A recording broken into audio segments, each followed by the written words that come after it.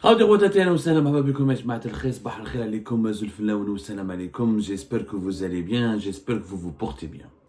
Il y a une tendance très bizarre, franchement très bizarre de la part du régime algérien, de régler ses comptes à travers les médias, de s'expliquer uniquement à travers les médias, ou d'instrumentaliser les médias, surtout les médias publics, surtout la PS, qui est devenue malheureusement, qui est censée être une agence de presse financée par de l'argent public, qui est normalement le service public. Elle doit respecter la déontologie, l'éthique, elle doit rapporter l'information, rien que l'information d'abord, et l'information qui est conforme à l'intérêt général du pays, qui est conforme au bien public de la société algérienne, qui en tout cas œuvre pour l'intérêt public et le bien public. Ou là, les médias publics sont instrumentalisés par le régime algérien pour les utiliser comme des instruments de diffusion de messages politiques et de messages de propagande. Quand le régime algérien a un problème avec une institution internationale, avec un pays étranger, avec des autorités étrangères, avec des personnalités étrangères, ou même des personnalités politiques nationales, là, il utilise les médias publics, surtout la PS, pour régler ses comptes, pour lancer des offensives, envoyer des menaces, adresser des avertissements. C'est une instrumentalisation extrêmement immorale de la presse publique, financée par de l'argent public. Normalement, qui dit argent public, dit défense de l'intérêt public et du bien public, et normalement la neutralité et le professionnalisme. Ce n'est pas le cas en Algérie, ça on le sait. Ce qui est bizarre, c'est que hier, le Moudjahed, donc contrairement d'habitude c'est la PS, cette fois-ci c'est le Moudjahed, il a fait un éditorial où il a parlé de l'affaire des BRICS, l'échec de l'Algérie. On a oublié, durant la campagne électorale des élections présidentielles, malheureusement, comme Al-Majid Tebboune n'avait pas de concurrent, il n'avait pas de compétiteur en face de lui, il avait des accompagnateurs. Personne ne lui a rappelé qu'il a échoué magistralement, qu'il nous a promis de faire partie des BRICS, qu'il nous a promis que l'Algérie sera l'une des puissances émergentes de la région et elle sera adoubée, adoptée par les BRICS, ce qui nous aidera à se développer, à diversifier notre économie. C'était un échec, tout simplement honteux, pour ne pas dire humiliant et retentissant. Personne n'en parle jusqu'à hier le Moudjahed, hier le 28 septembre, le Moudjahed il fait un éditorial où il dit l'Algérie tourne définitivement la page. Et quand vous lisez, donc Moudjahed cite une source gouvernementale très au fait de ce dossier, donc c'est un article qui a été commandé par le gouvernement algérien pour, je sais pas pourquoi maintenant, pourquoi on parle des BRICS maintenant, alors que l'Algérie, elle est membre officiel de la Banque des BRICS, la nouvelle Banque des BRICS, la NDB, depuis fin août 2024, depuis le 31 août plus exactement. Elle a été officiellement acceptée comme membre de la NDB, la nouvelle banque de développement des BRICS, qui veut concurrencer un petit peu la Banque mondiale et pour laquelle nous avons donné 1,5 milliard de dollars et personne n'a demandé des comptes. Je rappelle que l'Algérie a donné 1,5 milliard de dollars. En 2000, ça a été annoncé lorsqu'Al Tebboune était en Chine en juillet 2023 pour la NDB, Zama pour séduire les pays des BRICS afin que, avec 1,5 milliard de dollars, Zama l'Algérie se dit voilà, elle est tellement engagée, elle veut tellement faire partie des BRICS qu'elle est prête à apporter 1,5 milliard de dollars pour faire partie de la banque des BRICS. Mais personne, donc les 1,5 milliard de dollars, l'Algérie n'a pas intégré les BRICS puisque au mois d'août 2023, fin août 2023, l'Algérie, sa candidature a été rejetée. Justement, le quotidien de Moudjahed, il revient sur cet épisode douloureux pour le régime Tebboune. Il dit que il repose à ma soi-disant qu'il y a une rumeur qui court, qui sème que des membres des BRICS auraient encore encore une fois sollicité l'Algérie pour rejoindre ce groupe. Je vois pas où est-ce qu'ils ont vu cette rumeur. Je n'ai vu aucun pays des BRICS qui a sollicité l'Algérie. L'Algérie a été écartée, plus personne n'en parle. Mais selon le Moudjahed, il y a une rumeur selon laquelle des pays membres du BRICS sollicitent l'Algérie pour qu'elle fasse partie du groupe.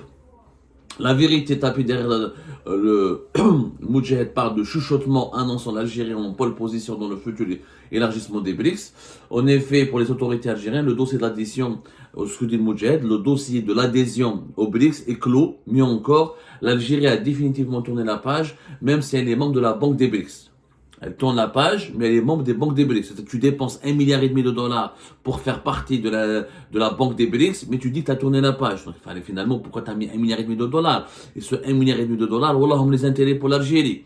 1,5 milliard de dollars, on aurait peut-être pu les utiliser pour financer des projets de développement importants. Par exemple, là, en ce moment, on parle depuis une semaine, pratiquement 5-6 jours, il y a des dizaines de personnes qui meurent de malaria au sud du pays, Tinzawatin, Ingzam, Bourj-Baji Mortal, avec 1,5 milliard de dollars, on aurait pu construire plusieurs hôpitaux, des laboratoires de recherche contre le paludisme et faire avancer la recherche scientifique contre le paludisme. Mais au lieu de cela, le régime Tebboune, non, il préfère que ses citoyens crèvent. On a vu que les images, on va reparler de la malaria dans le sud du pays, parce que personne n'en parle, il n'y a que nous qui en parlons, on va en parler encore. Personne ne veut en parler. On a vu des enfants, des femmes, des personnes âgées et des personnes fragiles affalées par terre sur des tapis, tellement il n'y a pas de lit d'hôpitaux, il n'y a rien. Donc, au lieu d'aller donner 1,5 milliard de dollars à la banque des BRICS, يعني يزيد المال البحر كما يقولوا حنا بالجزائريه راح يزيد المال البحر c'est des pays qui émergents qui sont censés avoir de l'argent et qui ont intégré l'Arabie Saoudite et les Émirats Arabes Unis qui sont très riches. Avec les 1,5 milliard de dollars, on aurait pu les utiliser pour les besoins de notre population. Et comme personne ne peut demander des comptes à tout le monde, il n'y a plus d'opposants, tout le monde est en prison, tout le monde est domestiqué, tout le monde est en exil. Donc, l'Algérie tourne la page des BRICS, mais elle accepte d'être membre de la banque des BRICS. Regardez la contradiction. On va nous chercher. Voilà ce que dit le Moudjahid. Les raisons qui ont poussé l'Algérie à tourner le dos à ce conglomérat, l'Algérie qui tourne le dos. C'est-à-dire que le Moudjahid veut faire croire aux Algériens et aux Algériens, c'est l'Algérie qui veut plus maintenant des BRICS. On veut inverser, on veut travestir la réalité. Il y a aussi les BRICS, les Haouzokom. Haouzokom, c'est les BRICS qui ont humilié le régime algérien, qui ont dit non au régime algérien. Ils n'ont pas dit non à l'Algérie, ils ont dit au régime Tebboune. Parce que quand il y avait un autre président, si le Bouteflika était encore en vie, on a dit des BRICS. Mais avec Tebboune, ils nous ont dit non. Donc on va expliquer pourquoi Tebboune et c'est pas l'Algérie. Les raisons qui ont poussé l'Algérie à tourner le dos à ce conglomérat sont à la fois simples et logiques.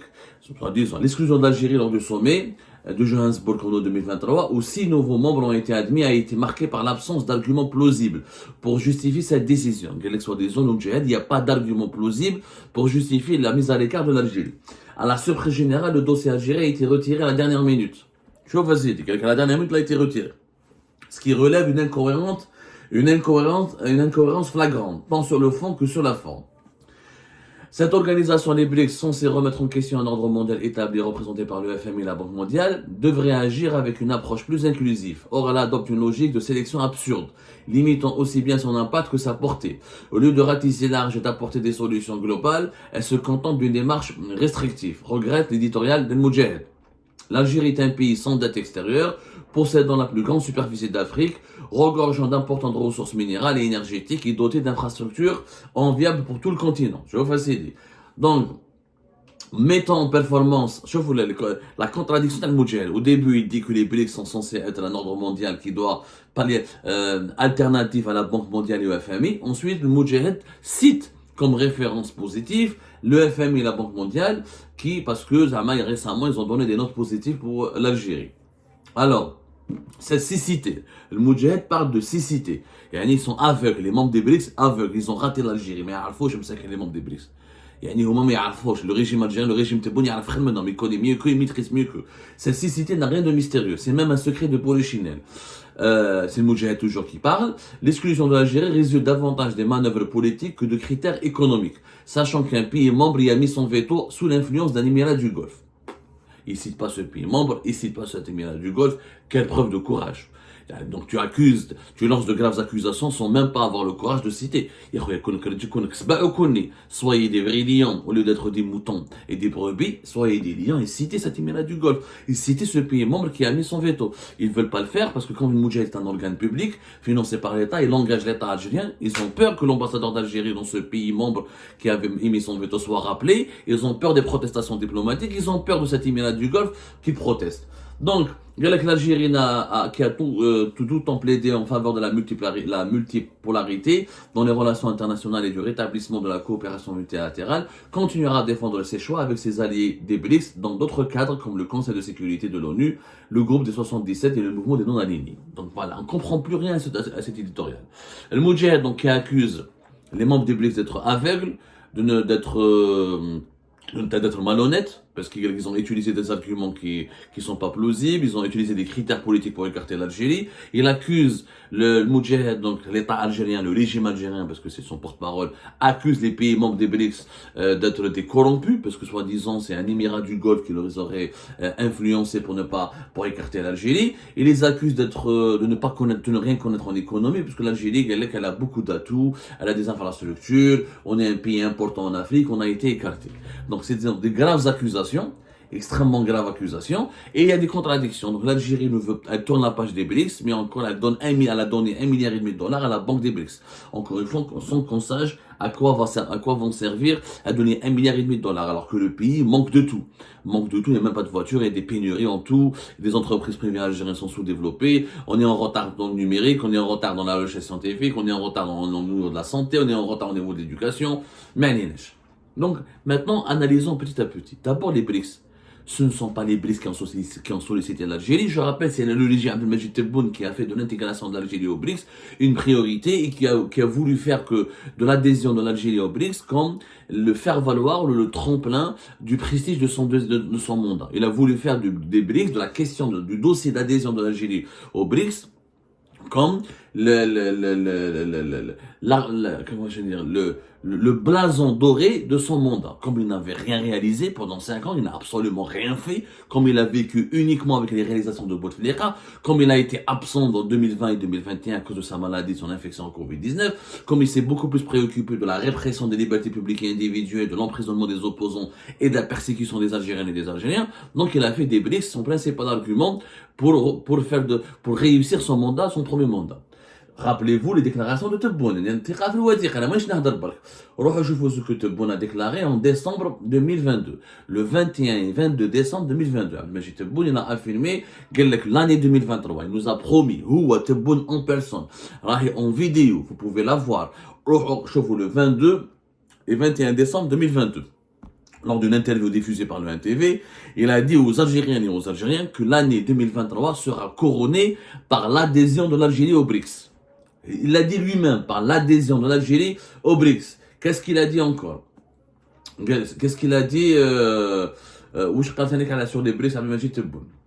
Il a dit que la position des membres des BRICS vis-à-vis de la candidature de l'Algérie, il a dit que la Chine, la Russie et l'Afrique du Sud ont accueilli favorablement cette démarche, alors que le travail se poursuivait pour la concrétiser avant la fin d'année 2023, et ce à travers la présence officielle de l'Algérie à cette réunion. Il parlait du sommet août 2023 des BRICS, qui a eu lieu à la fin du mois d'août. Donc il était persuadé, l'adhésion de l'Algérie au BRICS ouvrira des perspectives prometteuses à l'investissement dans le pays et au partenariat dans les différents domaines économiques, notamment les mines et les infrastructures. C'est Abdelmajid Tebboune qui a parlé. Et il a dit que les BRICS constituent une base économique solide. À ce propos, Abdelmajid Tebboune a formulé le souhait de lancer des investissements conjoints avec des pays du groupe en vue de réaliser le projet de train transafricain qui permettra de relier l'Algérie aux pays du Sahel. Donc Tebboune, en 2022, c'est pas ce que dit le Moudjahid aujourd'hui. Ah, il disait pas que les BRICS étaient des corrompus, influencés par l'animal du Golfe, c'était un pays qui recourait malhonnête, ils utilisent des critères politiques, et ils sont aveugles, ils connaissent pas les performances économiques. Ah, c'était un groupe économique solide, c'était un groupe, une organisation importante, elle permet à l'Algérie de développer son pays, de son économie, et ça permettra à l'Algérie d'avoir des perspectives prometteuses. C'était un discours totalement différent en 2022. Qui a le sommet de Johannesburg? Ah, et quand l'Algérie a été écartée, définitivement écartée, تبدل الحال. انت قتلهم قال لك كيفاش وما حملوهاش. D'ailleurs, شوفوا le mensonge تاع comme la date exacte du sommet, c'était entre le 22 et le 24 août. Le mensonge du Moudjahid, le dossier de l'Algérie a été écarté à la dernière minute. C'est complètement faux, parce que les autorités algériennes étaient informées préalablement que leur dossier ne sera pas retenu. La preuve, Abdelmajid Tebboune n'a pas fait de déplacement pour Johannesburg. Il n'a même pas envoyé son premier ministre. C'était le ministre des Finances, en Algérie. C'était le ministre des Finances, donc c'est une représentation de second rang, de rang inférieur. C'est M. L'Aziz Faïd, qui est ministre des Finances, qui s'est rendu à Johannesburg. C'est même pas le Premier ministre, même pas le président de la République. Aucun représentant, aucun dirigeant de rang supérieur ou de rang prestigieux de l'État algérien. C'est le ministre des Finances. Il savait dès le départ. Il parle du pays qui a mis le veto. En fait, on veut accuser l'Inde. Il fait référence à l'Inde. Les Algériens savaient dès le départ, depuis 2022, que les Indiens, l'Inde a des problèmes avec l'Algérie depuis l'affaire de ArcelorMittal. وحنا حكيناها في الجيري بارت. حكيناها روحوا تقراو يا جماعة روحوا شوفوا لي زيميسيون اللي درنا على l'Inde وقلنا باللي l'Inde il y aura voilà, c'était le 25 juillet 2023 On a dit, même avant, en exclusivité, le 17 juillet 2023, on a dit c'est l'Inde qui veut bloquer l'adhésion de l'Algérie au BRICS. C'était très connu et les autorités algériennes le savaient. Et on a dit que depuis, les relations économiques et politiques avec l'Inde se sont détériorées à cause de l'affaire ArcelorMittal, qui est venue en 2016, qui a été écartée, etc., qui a été écartée définitivement du marché algérien en 2016, alors qu'elle avait dit qu'elle avait au début des années 2000, il avait de grands projets, etc. Et qu'avec l'Inde, ça se passait mal. On l'a dit, ça bien avant. Sauf que si vraiment la Chine, la Russie et l'Afrique du Sud voulaient de l'Algérie, ils auraient pu convaincre l'Inde. Mais je c'est-à-dire si les Chinois et les Russes, je rappelle qu'Abdelmajid Tebboune, les BRICS qu'on insulte aujourd'hui, on leur dit vous êtes des aveugles, on dit vous connaissez rien à l'économie, vous êtes corrompus, influencés par un peu. On fait référence aux Émirats. On veut nous faire croire que les Émirats ont actionné l'Inde, parce que les Émirats et l'Inde, c'est des relations politiques et économiques excellentes, et que les Émiratis ont demandé aux Indiens pour que les Indiens bloquent l'adhésion de l'Algérie. Abdelmajid Tebboune, il a été en Chine et en Russie. En Russie, juin 2023, et en Chine, juillet 2023. Il a effectué 2 importantes visites d'État. C'est-à-dire, s'il avait réussi ses visites en Chine et en Russie, s'il avait vraiment plu à la Russie et à la Chine, s'il avait convaincu les Russes et les Chinois d'appuyer la candidature de l'Algérie, je pense que les Indiens, s'il y avait une véritable volonté, un pressing de la part des Chinois et des Russes pour que l'Algérie intègre les BRICS, même si avec le veto indien, l'Inde aurait fait un compromis avec la Chine et la Russie. Parce qu'ils sont un club de 4.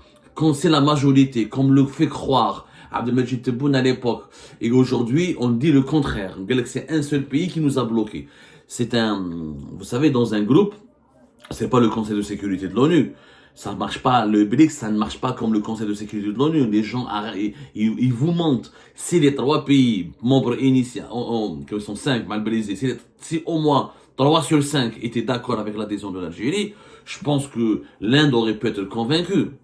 Mais ils n'ont pas choisi l'Algérie pour des raisons claires et nettes et précises. L'Algérie ne correspondait pas aux critères des BRICS. Les BRICS voulaient des pays dynamiques économiquement, voulaient des pays influents sur le plan géopolitique, voulaient des pays avec des marchés intérieurs importants et prometteurs, et voulaient des pays avec des perspectives économiques prometteuses. L'Algérie ne correspondait à aucun de ces critères. En octobre 2023, en octobre 2023, c'était le 9 octobre à peu près. Abdelmajid Tebboune, il avait le 3 octobre 2023. Abdelmajid Tebboune, il avait organisé une rencontre importante avec plusieurs représentants et directeurs et journalistes de la presse nationale. Elle n'a jamais été diffusée cette rencontre. Le 3 octobre, il a été très insultant. Tebboune était très énervé. Il a parlé du dossier des BRICS. Il a été très insultant. Il a accusé que c'est pas normal. Ils ont choisi l'Égypte. Rappelez-vous, je vous l'émission. On a exclusif les propos très graves de Tebboune sur l'Égypte, les Émirats et les BRICS et l'ONU. Il a dit, c'est pas normal qu'ils choisissent. Il n'est pas normal que les BRICS choisissent l'Égypte à notre place. L'Égypte, c'est un pays pauvre, ils ont des bidonvilles, c'est un pays sans mineurs, ils crèvent de faim, ils n'ont même pas de quoi manger. C'est un pays endetté, pas comme nous. Nous, on a un potentiel plus important que l'Égypte. Ensuite, il a parlé des Émirats, avec les Émirats, c'est eux qui ont comploté contre nous. Ils ont payé, ils ont donné des chèques, ils ont corrompu les membres des BRICS pour bloquer notre adhésion. C'est eux c'est les Émirats qui font des problèmes à l'Algérie, entre l'Algérie et la France. De graves accusations. Les accusations tellement graves qu'à l'époque, la présidence algérienne avait décidé de ne jamais diffuser cette interview. Il y avait juste un article très superficiel publié par Al-Watan et quelques autres journaux, parce que les directeurs d'Al-Watan et d'autres journaux, parce que c'était une dizaine de journalistes et de directeurs une dizaine de directeurs de médias, notamment de la presse écrite, qui ont participé à cette rencontre. Ils ont été autorisés juste à résumer dans des articles superficiels. Ils ont juste dit, voilà, Tebboune a dit que la page de l'Algérie tourne la page des BRICS, comme le dit aujourd'hui le Moujahid. Sauf qu'il a été très insultant parce qu'il a été mauvais perdant. Le régime algérien est mauvais perdant parce qu'il n'arrive pas à digérer, encore une fois, l'humiliation de son échec d'adhésion aux BRICS. Donc, quand tu dis que l'Égypte c'est un pays pauvre, pourquoi ils ont choisi l'Égypte et l'Éthiopie? D'abord, je vois l'industrie. L'industrie en Égypte, c'est 19% de leur PIB. C'est presque 20%. de leur PIB. C'est-à-dire qu'ils ont une véritable industrie, ils ont des secteurs privés, ils ont des groupes importants, Orascom, ils ont des secteurs du BTP importants. L'Égypte est un marché de plus de 100 millions d'habitants. Ils ont le canal du Suez, et c'est le plan géopolitique, l'Égypte elle est importante. La Ligue arabe elle est située en Égypte. Pas mal d'institutions africaines sont situées en Égypte. La Confédération africaine de football elle est située où? Comme plusieurs choses où l'Égypte est sur le plan géopolitique, économique important. Ils ont une industrie.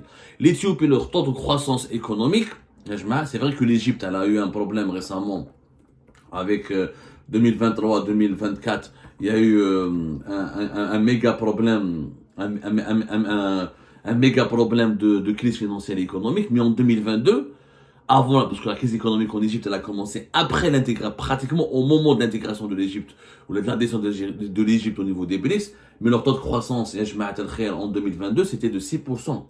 6,6%. C'est pas n'importe quoi. 6,6%. Je ne fais un moment. Ça a commencé à chuter à 3%, ensuite à moins, en partir de 2024 et 2025. Je ne fais un moment.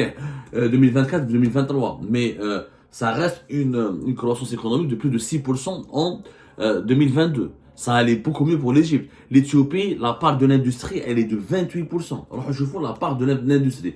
Je mets la part de l'industrie, c'est-à-dire qu'est-ce qu'elle représente l'industrie dans la création de la richesse nationale. Ils ont une véritable, c'est 28%, presque 29% depuis 2023. La croissance économique de l'Éthiopie, c'est entre 6 et 7%. C'est 2 fois plus que la croissance économique de l'Algérie. Donc c'est vrai que l'Éthiopie et l'Égypte, il y a plus de pauvres qu'en Éthiopie et en Égypte qu'en Algérie, parce que c'est normal, l'Éthiopie, je rappelle, l'Égypte, c'est pratiquement 100 millions d'habitants en ce moment. Les gens oublient ça. C'est pas 47 millions d'habitants. L'Égypte, c'est 111 millions d'habitants. L'Éthiopie, voilà, et plus exactement 123 millions d'habitants. C'est quand même, c'est normal dans un pays sans pétrole et sans gaz, avec pas autant de pétrole et de gaz que l'Algérie en tout cas, qu'en Égypte et qu'en Éthiopie, il y a plus de pauvres. Mais les BRICS, la Chine, la Russie, ils regardent pas uniquement où dans ton sous-sol, ce que vous avez dans votre sous-sol. Ils regardent d'abord les réalités, les performances économiques. Le secteur privé en Égypte il est plus puissant que le secteur privé en Algérie. Le secteur privé en Éthiopie il est plus puissant. Les investissements industriels sont plus importants. L'Égypte et l'Éthiopie, c'est pas des pays rentiers. Ils ont des exportations, ils ont de l'industrie, ils ont du tourisme. C'est des économies qui sont ouvertes. Ils ont des banques, ils ont le paiement en ligne, ils ont le paiement numérique. Donc ce sont des pays économiquement plus avancés que l'Algérie, qu'on le veuille ou non. C'est des pays qui paraissent plus pauvres parce qu'ils ont moins, le développement humain il est moins important que l'Algérie. Les Algériennes et les Algériens vivent mieux que les Égyptiens et les Éthiopiens, et encore pas tous, mais le développement économique de l'Égypte et de l'Éthiopie, il est plus important que celui de l'Algérie. Donc, il n'y a pas eu de critères politiques. Le seul critère politique, c'était l'influence géopolitique. Tebboune n'a pas d'influence. Il est parti à Moscou. Il est parti en Pékin. Il n'a pas plu aux Russes. Chevrolet, il est instable. Il dit n'importe quoi, il n'a pas de charisme, il n'a pas de niveau. En plus, Tebboune, il joue sur le détableau. Tebboune, il a déçu les Chinois et les Russes. Et là, on fera notre émission plus tard. Avec Bouteflika, on serait rentré au BRICS. Je vais vous le dire pourquoi après. Tebboune, il vient à Moscou. Il dit à Poutine que tu es l'ami de l'humanité. Il signe avec la Russie en juin 2023 un rapport quelque chose de très important, un partenariat exclusif, militaire, etc. Et il dit que voilà, il t'arrête pas d'éloges sur la Russie, etc. Il rentre en Algérie, il se rapproche de l'Occident. Dès qu'il rentre en Algérie, il rêve d'aller à Paris. Il essaie de draguer les Américains. Il est contre le rapprochement de la Russie avec le Mali. Il est contre le déploiement des forces militaires, paramilitaires Wagner au Mali avec, il lutte, ou là, il veut bloquer, il fait alliance avec la France pour bloquer la stabilité, ou là, le développement, ou là, le déploiement, ou là, la coopération militaire entre la Russie et les militaires maliens et nigériens. Et donc, comment tu veux que la Russie va t'aimer? En plus, tu es un pays instable, tu te bagarres avec les Émirats Arabes Unis, l'un des plus importants bailleurs de fonds de la région. Tu menaces ton voisin le Maroc de lui faire une guerre. Tu as des relations mauvaises avec le Mali et le Niger, tes voisins. Tu as des problèmes avec l'Espagne et des relations instables avec l'Union Européenne. Et comment veux-tu que la Russie et la Chine te prennent? Les Russes et les Chinois, ils n'ont pas envie d'un pays instable. D'abord, les Chinois aussi, ils n'ont jamais pu faire confiance à Tebboune. Parce que c'est quelqu'un qui a toujours utilisé la Chine et la Russie, Zama, pour rendre jaloux l'Occident. Quand l'Occident lui fait les yeux doux, il revient. N'oublions pas que Tebboune, il a lancé une coopération militaire avec les États-Unis. Il y a eu le dialogue militaire. C'était à la fin de l'année 2023. Rappelez-vous. Il y a eu un rapprochement important entre les États-Unis et l'Algérie. Donc, et en fait, il n'a jamais, c'était en décembre 2023, exactement. Le dialogue militaire conjoint, où les États-Unis ne se sont jamais aussi bien rapprochés de l'Algérie qu'à l'époque de Tebboune. Tebboune a toujours fait le maximum pour aller en France. Il fait le maximum pour plaire à l'Occident, pour se rapprocher des pays occidentaux. Donc, les Russes et les Chinois se sont méfiés de lui. Il n'est pas neutre. C'est pas comme Erdogan, comme Sisi, ou là comme Abiy Ahmed à l'Éthiopie. Ce sont des dirigeants qui sont pragmatiques, ils essaient d'être l'ami de tout le monde. Mais ils ne tournent pas le dos à la Chine et à la Russie pour plaire aux Occidentaux. Ils essaient d'avoir des intérêts pragmatiques avec tout le monde. Ils rassurent davantage les Russes et les Chinois. Tebboune n'a pas été rassurant. Il n'a pas été rassurant, il n'est pas stable. Sa politique économique, elle est catastrophique. Il a mis fin aux importations. Les Chinois ont exporté beaucoup moins vers l'Algérie de Tebboune que vers l'Algérie de Bouteflika. Donc les Chinois ne peuvent pas exporter vers toi. Et leurs investissements sont bloqués. Pas mal d'entreprises chinoises dont le BTP n'ont pas été payés. Il y a des factures importantes, il y a des divergences. Il y a des grandes entreprises chinoises qui ont été écartées de marchés importants, comme le marché de phosphate. Tebboune leur a promis 35 à 36 milliards de dollars de marché. Il n'aura jamais donné rien, il a tout donné aux Turcs. Il n'a pas beaucoup donné aux Chinois. Je te fais mon mlé. Mais à part Rerjbilet et Phosphate, où il a remplacé des entreprises chinoises importantes par des entreprises chinoises beaucoup moins importantes, rien n'a été fait pour les Chinois. Donc les Chinois se sont retirés. Donc c'est normal qu'ils veulent. C'est pour ça qu'ils ont choisi plus l'Éthiopie et l'Égypte, qui sont des régimes plus stables, beaucoup plus pragmatiques au niveau de leur politique, qui sont neutres entre l'Occident et la Chine et la Russie, qui ont des économies beaucoup plus ouvertes, des secteurs industriels beaucoup plus dynamiques. C'est ça la véritable raison. Mais comme le régime Tebboune est mauvais perdant, comme ils n'arrivent pas à digérer l'humiliation, ils trouvent des fausses excuses, ils essaient de manipuler les Algériens et les Algériens pour leur faire croire que l'Algérie hagroha fait le BRICS. Nous toujours mahgourin. Avec nous toujours mahgourin. À chaque fois qu'il y a un échec, c'est pas la responsabilité des dirigeants du régime Tebboune, c'est la responsabilité d'un complot dressé par des étrangers, des puissances étrangères. C'est pas crédible, c'est du n'importe quoi. Il faut vraiment être un enfant gâté, un adolescent irresponsable pour pondre de tels mensonges et pour essayer de faire de telles manipulations.